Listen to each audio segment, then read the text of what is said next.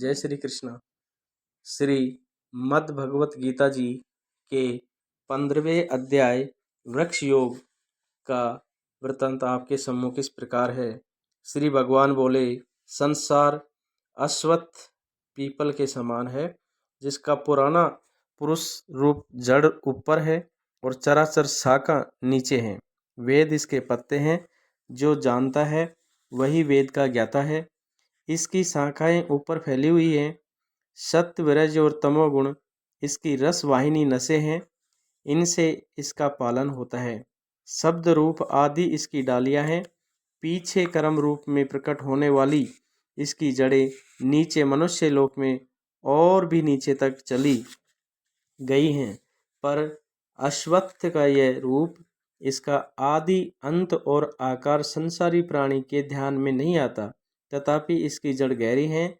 ऐसे इस पीपल को वैराग्य रूपी दृढ़ शस्त्र से काट कर वह स्थान ढूंढना चाहिए जहाँ से फिर लौटना नहीं पड़ता, और साथ ही यह विचारना चाहिए कि जिसमें वह पुरातन प्रवृत्ति उत्पन्न हुई है, उसी आदि पुरुष की शरण हूँ। अहंकार और मोह रहित, संग दोष को जीतने वाले, आत्मज्ञान से निरत, सब कामनाओं से दूर, सुख दुख नामक द्वंद्व पदार्थों से मुक्त ऐसे ज्ञानी पुरुष शाश्वत पद को जाते हैं। जिसे सूर्य चंद्र या अग्नि प्रकाशित नहीं करते, वही मेरा परम धाम है, जहाँ जाकर लौटना नहीं होता। मेरा सनातन अंश इस जीव लोक का रूप धरकर प्रकृति में स्थिर पांचों इंद्रियों और छठे मन को उससे छुड़ाता है। जैसे वायु पुष्पादिकों की गंध को दूसरे स्थान में ले जाती है, इसी प्रकार यह देह स्वामी शरीर धारण करने के बाद जब उसका परित्याग करता है, तब इंद्रियों और मन को साथ ले जाता है। कान, आँख, चर्म, जीभ, नाक और मन का आश्रय लेकर वह जीव विषयों का भोग करता है। एक देह से दूसरे देह को जाते अथवा एक ही देह में रहते समय अथवा इंद्रियों से युक्त हो विषयों का उपभोग करते हुए इसको मूर्ख देख नहीं सकते, किंतु ज्ञान रूप नेत्र वे देखते हैं। यत्न करने से योगी जन इसे देख सकते हैं, परंतु अज्ञानी यत्न करके भी इसे नहीं देख पाते। जो तेज सूर्य, चंद्रमा और अग्नि में वर्तमान है और जगत को प्रकाशित करता है, उसे मैं ही पृथ्वी में प्रवेश कर अपने तेज से समस्त भूतों को धारण करता हूँ, और इनमें रस स्वरूप चंद्रमा बनकर मैं ही सब औषधियों को पोषण करता हूँ। मैं जठर अग्नि होकर प्राणियों के देह में प्रविष्ट हूँ, और प्राण वायु अपान वायु से संयुक्त होकर चारों प्रकार भक्ष्य, भोज्य, चोष्य, लीह्य से भोजन किए हुए प्राणियों के अन्न को पचाता हूँ। संपूर्ण भूतों के हृदय कमल में निवास करता हूँ। मुझसे ही स्मृति, ज्ञान और उसका नाश होता है। सब वेदों में जानने योग्य मैं ही हूँ। वेदांत का कर्ता और वेदों का ज्ञाता मैं ही हूँ। इस संसार में चर और अचर ये दो पुरुष हैं। जितने नाशवान प्राणी हैं वे चार कहलाते हैं। जितने नाशवान प्राणी वे चर कहलाते हैं, और उसमें कूटस्थ अर्थात शैल शिखर के भांति स्थिर चैतन्य को अचर कहते हैं।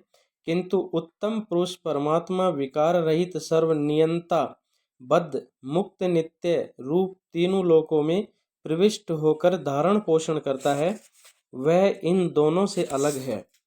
मैं चर और अचर से उत्कृष्ट हूँ। इसी कारण से लोक और वेद में पुरुषोत्तम नाम से विख्यात हूँ।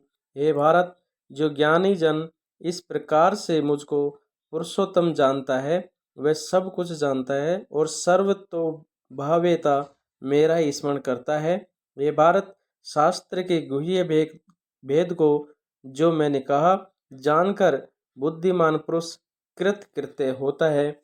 जय श्री कृष्ण। श्री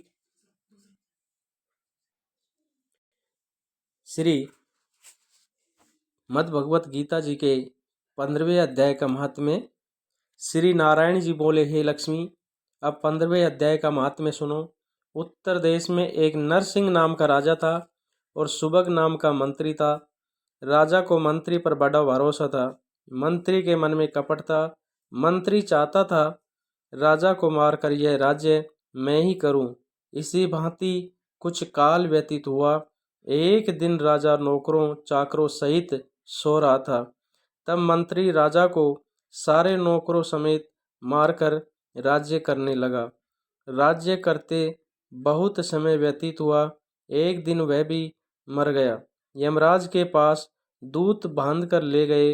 यमराज ने कहा, हे यमदूतों, यह बड़ा पापी है, इसको घोर नरक में डालो।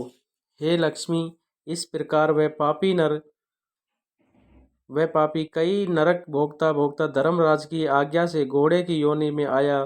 सिंगल द्वीप में जाय घोड़ा भया। बड़े घोड़ों का सौदागर उसे मोल ले गया और भी घोड़े खरीद करके अपने देश को चला। चलते चलते अपने देश में आया। तब वहाँ के राजा ने सुना कि अमुक सौदागर बहुत घोड़े ले आया है।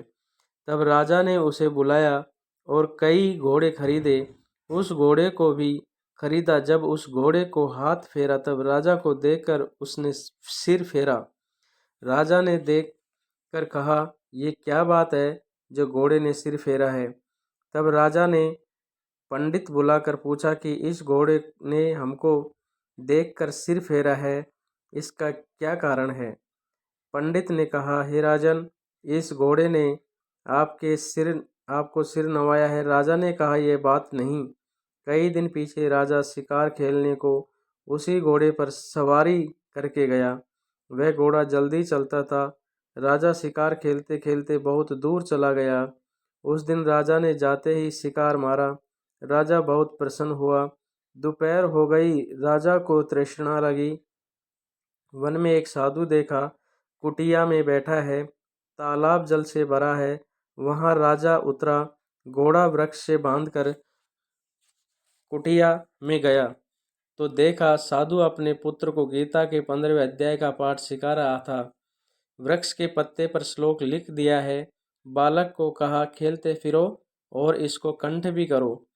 जिस वृक्ष से राजा ने घोड़ा बांधा था उसी वृक्ष के पत्ते पर श्री गीता जी का श्लोक लिखा था।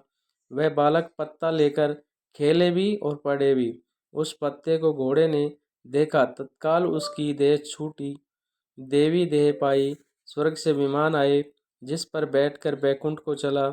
इतने में राजा पानी पीकर बाहर आया तो देखा घोड़ा मरा पड़ा है। राजा चिंतावान होकर बोला, यह घोड़ा किसने मारा, इसे क्या हुआ। इतने में वह बोला, हे राजन, तेरे घोड़े का चैतन्य मैं हूँ। मैंने अब देव देह पाई, बैकुंठ को चला हूँ। राजा ने विस्मित होकर दंडवत की। पीछे से और सेना के लोग आ मिले। राजा सवार होकर घर आया। अपने पुत्र को राज्य देकर आप वन को चला गया। तब करने लगा श्री गीता जी के 15वें अध्याय का पाठ किया करे, जिसके प्रसाद से राजा भी परम गति का अधिकारी हुआ। नारायण जी बोले, हे लक्ष्मी जी, 15वें अध्याय का यह महात्म्य मैंने आपको सुनाया है। जय श्री कृष्णा, जय श्री कृष्ण।